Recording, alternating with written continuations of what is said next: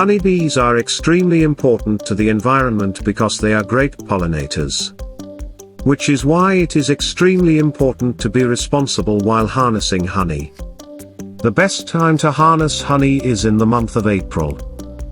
In the months of June to September, the honeybees prefer to remain in their hives because of the monsoons. In the months from September to December, minor honey flow can be observed due to the arrival of pollen and nectar. From December to March, as temperatures rise, more honey will be produced within the hives. Which makes April and May the perfect time for harvest. These are the types of honeybees found in Goa. Apis dorsata or rock bees. This species is normally seen in hives on buildings. They like to construct their hives in open spaces with light. Apis florea or bodia. This species is usually seen on branches of trees. They are excellent pollinators. Apis cerana indica or sathode moose. This species makes their hive in the hollow parts of trees or empty anthills. They prefer to construct their hives in dark places. Trigona or barrick moose. This tiny species breeds and builds hives in small holes in walls or small hollow spaces. Let's learn a little bit about the history of beekeeping in India. Beekeeping in India started in the year 1924, when Dr. Spencer Hatch visited the YMCA at Marthandam in the state of Kerala. Dr. Spencer Hatch, he came to the YMCA Marthandam and went to the village and collected the combs, put in a box and showed the beekeeper how the honey is to be produced. So once the honey is produced, the first honey bottle was brought to Ringal Dobi Church at Marthandam and sold for 25 paise in auction, foreigners, in 1908. The box was prepared by one Dr. Father Newton of Trichinopoly, Italian priest. So that box is still in use in Kanyampati, Kerala. Now we are going directly into the habitat of honeybees. It's a very important subject which you have cleared. So now Goa is in the western side of India, peninsular India. So this western side of peninsular India is a habitat by virtue of the western Ghats which we have in South India. The Western Ghats is a big biodiversity zone. The Western Ghats, which is there going from Kanyakumari to Dang Valley of Gujarat, is 1,650 kilometers and having a width of 100 kilometers and having plants, 4,500 species of plants and 2,500 species of animals. The honeybees which we live in nature, which is producing honey, which is doing pollination for our crops and the trees and orchards there. So they are distributed, or the honeybees, the habitat, the living place is the forest. The honeybees, the food is pollen and nectar. Nectar is the sweet liquid secreted from the thalamus of the plant, the flower. So the pollen is the main sperms that held by a small sachet of chitin. So the nucleus is sitting there, that is called the pollen grains. So it is in the anther. So it opens up, the pollen is carried by insects to the female part of the flower and after fertilization then forms into fruit. So this pollination process is an important function. The honeybees are doing cross-pollination. So without cross-pollination, our fruit-yielding plants cannot grow. Now this Western Ghat, now it is segmented into 7 parts. So Agastya Hills, Peria Hills, Anamali, the highest in the Western Ghat, then Nilgiri Hills, Talakaveri or Kaveri River is originating, the Coorg. Then Kudrimukh. Kudrimukh is above Mangalore. Then Sankhya Sagyadri starts from Vartala. Kanwan North, which is the Sagyadri is passing through up to Dam River of Gujarat. What goes on inside a hive? Inside the hive, the bees build hexagonal cells from wax. Hundreds of these are packed together to make the nest. Some cells are used by the queen to lay her eggs, while others are used to store honey. In the brood nest area of the hive, bees create a band of honeycomb above the brood cells. These honeycomb bands are a source of food that also create warmth during the cold months. What are natural hives? A natural beehive allows bees to construct natural combs which helps them determine their own cell size, population mix and colony size. A number of structures around India are using this technique to ensure bees can thrive amidst the urban landscape. Though natural hives are great, they do come with an element of risk.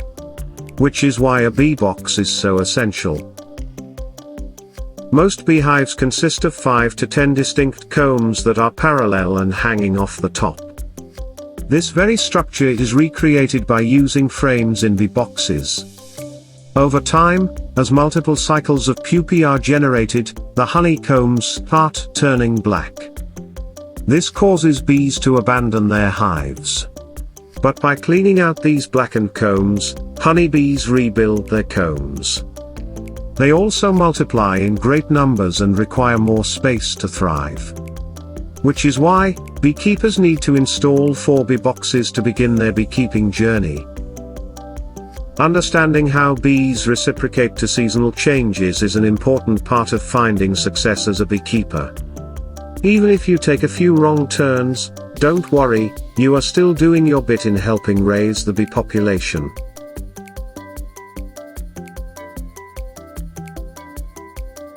To start your beekeeping operations, you will need a bee box, a 4-legged stand, a honey extractor, and a smoker.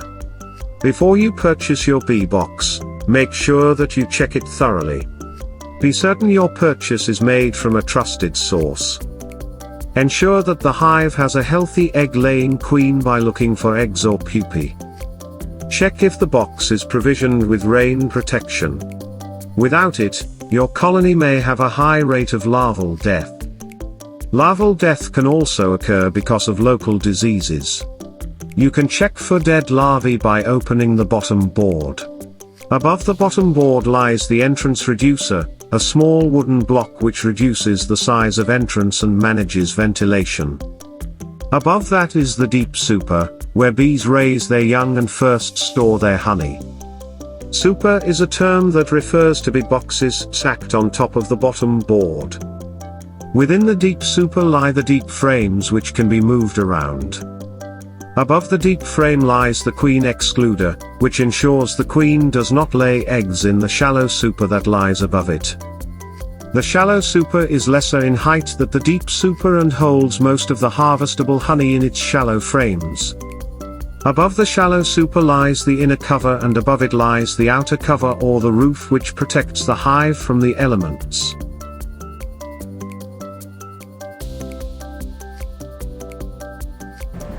Now the division which you take is a vertical division.